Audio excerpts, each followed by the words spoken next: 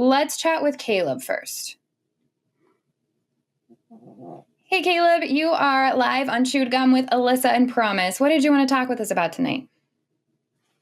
So my question was, and so I think I already know where you guys stand on this issue. So I'm a Christian. I am a conservative. Pretty much the things that you guys don't stand for. But what's your guys' position on the pro-life, pro-choice issue? You mean on abortion? Pro-choice. Yeah. Yeah, I'm pro-choice. As far if we're talking about the legality of it, I'm 100% pro-choice. Agreed. And why do you think that? Because I don't think that we should ever be able to hinder someone's bodily autonomy like that. So, for example, if Alyssa needs a kidney and she is going to die if she doesn't get my kidney specifically, I don't care. You can, well, not that I don't care. I'd give Alyssa my kidney, but I'm saying you cannot legally force me to do that. You cannot legally force me to do something with my body. So you cannot legally force me to donate my blood, to donate my kidney, nor my uterus. That's in a nutshell. That's the basis for why I feel that way. Yeah, and people have abortions for a variety of reasons that are no one's business. And once we start believing that it is our business, that sets a precedent for other health concerns being something that the government gets involved in. I personally am fine with people having abortions for whatever reason. If the reason is I just don't want to have a child, then that's the reason, period, end of story. And beyond that, I don't think there needs to be a reason that is anybody's business except for the person who's going to have to carry that child to term and figure out a plan after. Being pregnant is really expensive. It's really dangerous. If you don't have access to good health care, which many people in this country do not, that's going to be a problem. I also don't think that the foster care system and adoption system in this country is very kind to the children in it. So I think we need to be providing people options. And eliminating abortion, making abortions illegal does not reduce the amount of abortions that happen. And that's a fact. We know that. It does not reduce the amount of abortions that happen. They still happen. They're just not happening safely, which means the mother is at risk and the potential child is at risk. So why not keep them a legal option and provide people sex education so they know how to not get pregnant to begin with?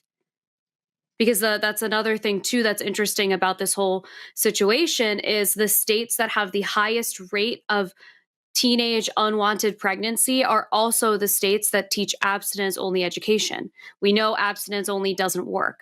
So teach kids in their teenage years how to have safe, protected sex, because those kids end up having less partners. They end up having sex later in life, and they will have an obviously drastically reduced chance of getting pregnant, having an unwanted pregnancy. So that would help solve the issue too.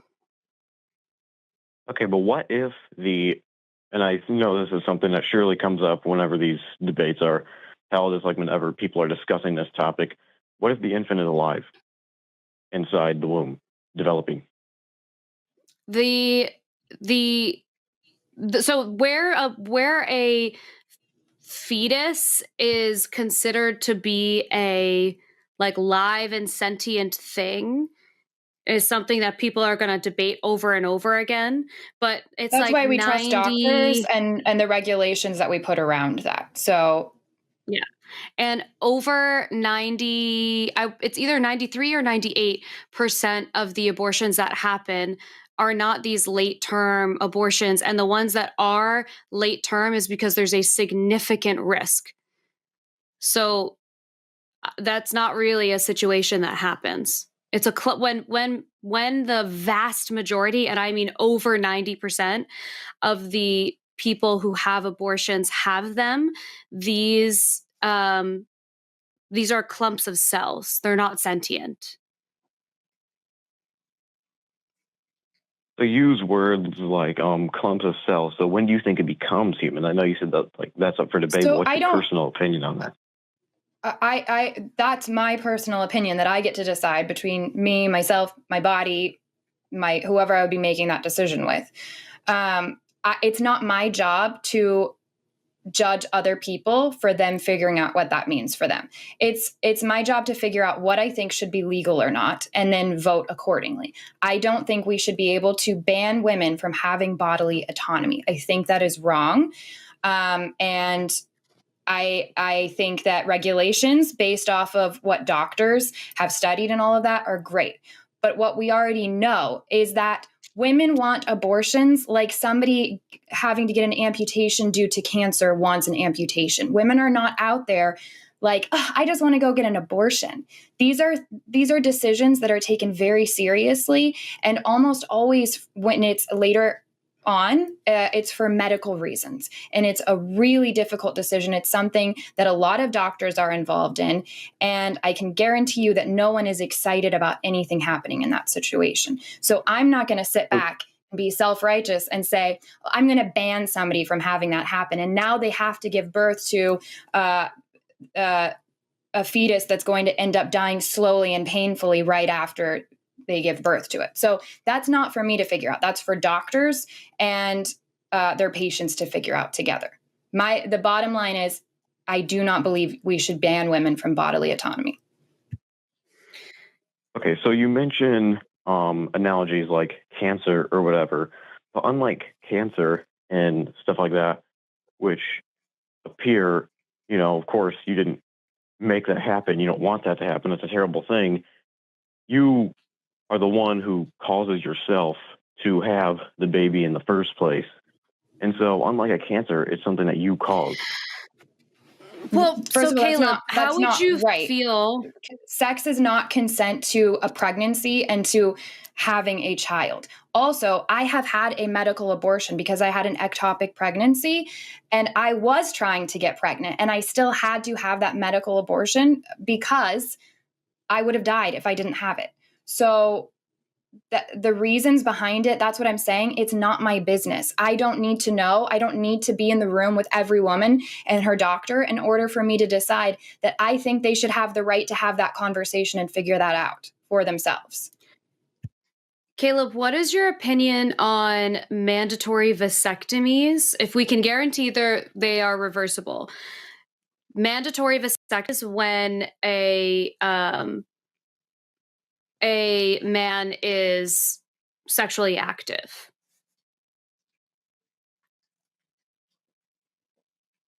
Was my opinion on that? Yeah.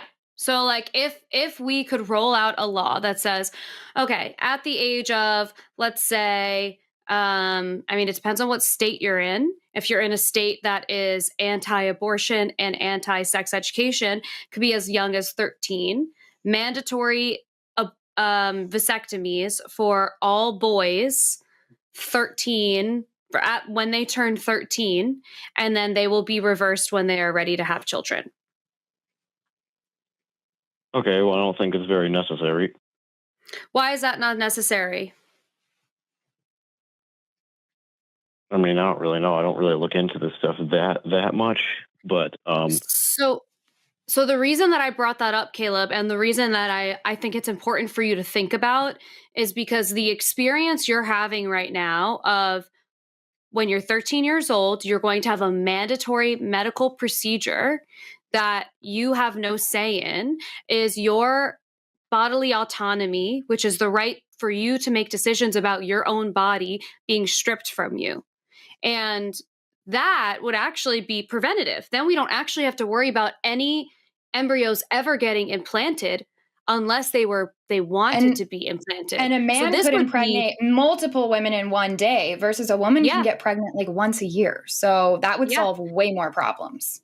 It would be a big solve. All abortions are caused by sperm coming out of somebody that has not had a vasectomy. So a vasectomy Right. would cure all abortions. Vasectomies are also outpatient procedures. They're often very often covered by insurance.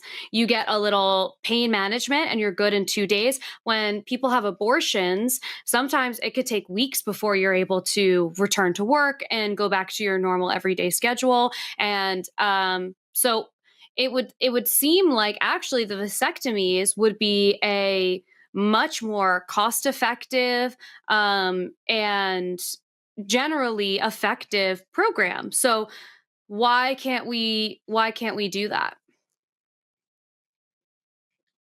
Does this thing exist that you were talking about? Yeah, vasectomies do exist and they are reversible. Vasectomies very much exist, yes. Okay. Well, I mean, in that case, I don't really know my opinion on that. But my main point was that you're in a situation where you do have a baby. If it's alive, then it should be treated as a life, is my main point. I'm not talking about that. I understand that there can be precautions. We disagree on where life begins. And that's where a lot of this debate comes from. What my point is, it's not your business why other people choose to have abortions, because bodily autonomy is important. My choice to do what I want to do with my body is not your business. Like if I tell you right now, Caleb, I have to shit. I have to go poop right now. Can I do that? Is that okay with you? Why would I have to share that with you? That's something that I need to do with my own body. It's not your business. What I'm saying is, what if it's not just your body? It's not just your body. It's another body too that you are supporting. Caleb, again, back to my example. Should I be legally required to donate my organ to Alyssa? If I don't, she's going to die. Should I be legally required to do that? What I was saying is that you are the one who She's a whole nother life. She's a whole nother life. Okay, let's say Alyssa is my child. Let's say I'm old enough that she is my child and Alyssa needs my kidney. And should I be legally required to give her my kidney?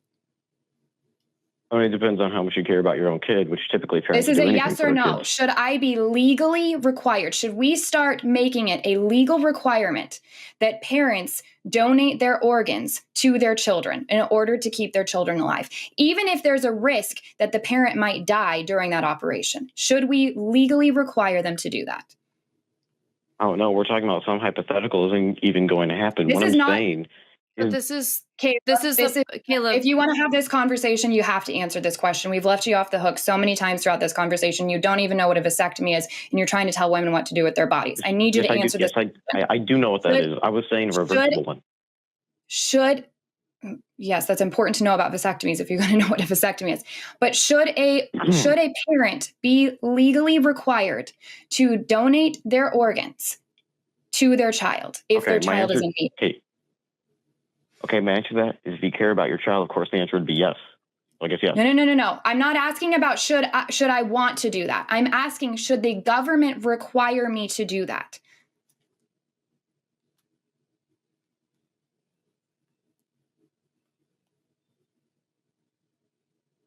Did he just drop? He dropped. Maybe. He hung up. All right. Come on, Caleb. You got to know, like, if you want to have this conversation and have such a big, bold opinion about something that will never impact you directly, then you need to know your stuff and be able to answer some of these basic questions. I mean, you laid it out beautifully. And and if you want to have these conversations and you're throwing hypotheticals at us, you have to be able to engage with a hypothetical back. So Caleb wants to call back. He can try, but it sounds like he didn't want to answer the questions. I'm kind of disappointed that he didn't want to go further in that, because he was not, like, I felt like with people like Caleb, there's an opportunity to broaden what his perspective is, because he was listening, he wasn't talking over, whatever. So when people call like that, I'm like, just stick with it, because are you more committed to being right or to having like a nuanced conversation? Like, I really would like for people to just be more committed to having this nuanced conversation. Yeah. But it stinks when people call and they just want to be right, which is what was happening with Caleb. And what's a bummer is that we all just witnessed where I ask a question, a yes or no question, and clearly if he answers it one way, we've reached a point where he has to acknowledge a hypocrisy here. And instead of being honest and just following through with that part of the conversation, and we can have a great conversation. So he can be like, well, yeah, that is a good point. I get that. I still feel this way. Let me figure out why and come back with a better argument. That we could have gone that way with it. But instead you drop off the call and then, maybe his phone died. Who knows? I can give him the benefit of the doubt. But it does give the appearance of running away from something that was pointed out that you weren't able to engage in. Hello, and that was, if I had to say, probably the worst clip I have ever seen on the line. Frankly, that was terrible because they say a lot of facts, but we have alternative facts on our side. Now, do remember that if you are seeing me next to some woman who, frankly, not impressed, but if she were to laugh, that would be an endorsement of me, Donald Trump. A laugh is an endorsement, so do not smile or your face will crack. Don't do it. You can't do it. Okay, I really thought she would break by now, so it's kind of ruining the bit I'm trying to do here. But you can like, you can subscribe. Oh, there it is. She endorsed me.